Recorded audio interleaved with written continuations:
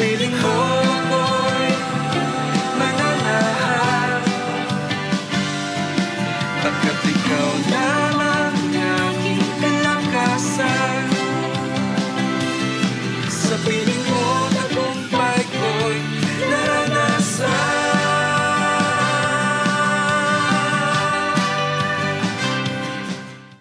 Pinagpalang araw na naman po sa atin at tayo po ay patuloy na mag-aaral ng salita ng Panginoon at nawa ay tayo puspusin ng banal na Espiritu ng Panginoon. Tayo po'y manalangin.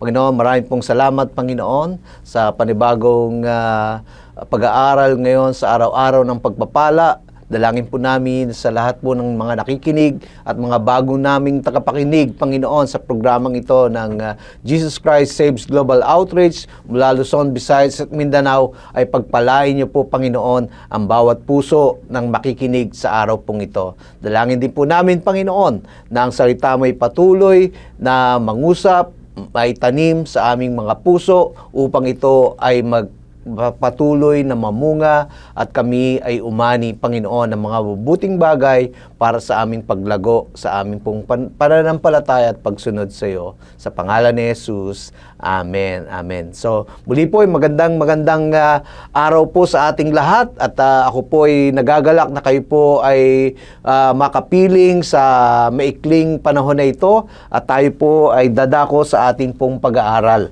At ang ating pong teksto ngayon ay mula po sa James chapter 1 verses 1 to 4. At ito po ay aking babasahin. Ang sabi po dito, James, a slave of God and of the Lord Jesus Christ, to the 12 tribes in the dispersion, greetings. Verse 2, consider it a great joy, my brothers, whenever you experience various trials, knowing that the testing of your faith produces endurance. But endurance must do its complete work so that you may be mature and complete, lacking nothing. So, napakaganda po ng paunang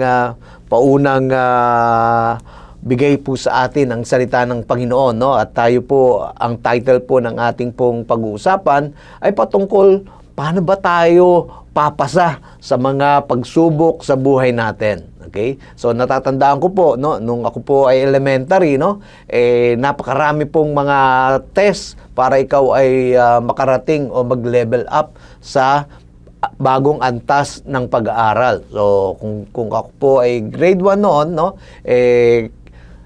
automatic po, no, para makapunta tayo sa grade 2, kailangan po pumasa po tayo doon sa mga examination. Same thing po sa ating pong pananampalataya sa Panginoon. May mga level po ng ating pong mga pamumuhay bilang Kristiyano ay dumadating sa buhay natin yung mga pagsubok o yung tinatawag nating mga test. Yan. Alam niyo po, pag tayo po ay nagiging seryoso sa ating pong paglakad sa Panginoon, nagiging seryoso at medyo level up yung mga pagsubok na dumadating sa buhay natin. Hindi nyo ba yun napupuna o naobserbahan? Ako po, naobserbahan ko po yun na habang ako ay patuloy na nagpapasakop sa Panginoon, sumusunod sa Kanya, at patuloy na nag-aaral ng Kanyang salita, at patuloy na nais na bigyan ng kaluwalhatian ang pangalan ng Panginoon, mas lalong tumitindi yung mga pagsubok sa buhay, no? At recently din po, no, ay meron po kaming mga pagsubok, lalo na po sa aming pamilya, no? At nakita ko po, no, na napakabuti po ng Panginoon na kahit na mayroon tayong mga pagsubok na dinadaanan, magtiwala lang tayo sa Panginoon at tayo po ay sumandig sa Kanyang mga salita, tayo po ay pagtatagumpayin at tayo po ay malalagpasan po natin yung mga pagsubok na yan. Katulad po ni Santiago, no? Siya po ay sumulat ng ganito sa mga Kristiyanong mga Hudyo during that time, kasi po yung mga Kristiyano during that time, no, na mga Hudyo ay na-disperse po, no, at sila ay umalis sa Jerusalem dahil sa mga iba't ibang klase ng dahilan. Una, sila po ay mayroong mga persecution, mga suffering na nararanasan dahil po sa kanila pong bagong pananampalataya sa Panginoon. At yung iba din naman, dahil sa siguro po, yung kanila pong kondisyon sa pamumuhay nila, gusto nila man nilang umunlad, katulad po ng ating mga OFW, no? Gusto po nilang kumita ng malaking pera at maiahon nila ang kanila pong mga mahal sa buhay. Ganun din po, no? Na dito po makikita po natin, no, na yung mga dispersed na mga Kristiyanong Hudyo during that time, no, ay meron silang pinagdadaan ng pagsubok. Kaya sa verse 2, no, sabi ni Santiago, "Consider it a great joy, my brothers, whenever you experience various trials." So, meron pong katotohanan o meron po tayong maobserbahan dito na patungkol sa mga pagsubok. Na ang pagsubok ay hindi siya conditional, kundi ito ay ating pong mararanasan. Whether we like it or not, kung tayo mananampalataya, tayo po ay makakaranas ng mga pagsubok sa ating pong mga pamumuhay. At ang sabi po ng salita ng Panginoon, ito po ay iba-iba ang shape o iba-iba ang itsura, napakarami, no? Iba-iba ang mga level ng mga pagsubok na dumadating sa ating mga buhay. Kaya, sabi dito, wag na tayong masurprise, no? Kapag tayo may mga pagsubok, sapagkat, ang sabi po ng salita ng Panginoon, kapag tayo ay nakaka-experience ng iba't ibang klase ng trials, no? Yung ating pong pananampalataya ay nagmamature. So, dalawang bagay po ang nais pong ipaabot sa atin ng Panginoon. Kapag dumadating ang pagsubok, mga pagsubok sa buhay natin, ang layunin ng Panginoon dito ay lumago, mag-mature ang ating pong pananampalataya at tayo po ay mag-endure, ibig sabihin po mag-endure, maging matatag hanggang sa dulo upang mapaglampasan natin yung mga pagsubok natin sa buhay. Amen po ba? Kaya wag ho tayong magtataka kapag ho tayo ay meron pong mga pagsubok sa buhay natin.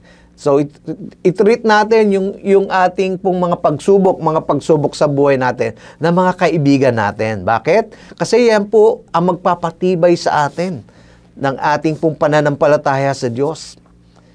At makikita rin ng Panginoon kung gaano tayo nag-i-endure, parang tayo nagiging matatag hanggang sa dulo. Kaya kapatid, kung ikaw ay nasa punto ngayon na nag-iisip ka para mag-give up dahil nakakaranas ka ng matinding pagsubok sa iyong buhay, kapatid, huwag kang sumuko, huwag kang mag-give up. So, ngayong araw na ito, nais ng Diyos na magpatuloy tayo. Kaya sabi po dito sa verse 4, "But endurance must do its complete work so that you may be mature and complete, lacking nothing." So, ang nais ng Panginoon sa atin na yung mga pagsubok na inaalaw niya sa buhay natin, na tayo po ay maging matibay, maging ganap, at tayo po ay maging kompleto, no? At hindi na ho tayo magkukulang pa. Because, sabi po ng salita ng Diyos, ang lahat ng pangangailangan natin pertaining sa buhay na ito ay pinagkaloob na sa atin ng Panginoon. Kaya kapatid, kung ikaw ay narito at parang sinasabi mo, parang ang nangyayari sa akin kung kailan ako nagiging seryoso sa Panginoon, mas lalong tumitindi yung mga pagsubok na dumadating sa akin, no? Ibig sabihin niyan, nandun ka sa tamang lugar, kapatid, dahil mararanasan mo ang pagkalinga at ang patuloy na paggabay ng Panginoon sa ating mga buhay.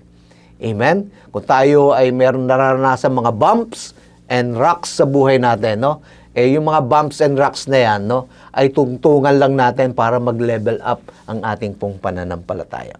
Amen? So hanggang dito na lamang po ang ating pong pag-aaral. At next episode po natin, pag-aaralan po natin yung iba't ibang uri ng mga pagsubok na pwede po tayong magtagumpay sa buhay natin. Amen? Sapagkat siya ay pangako ng Panginoon. Amen po ba?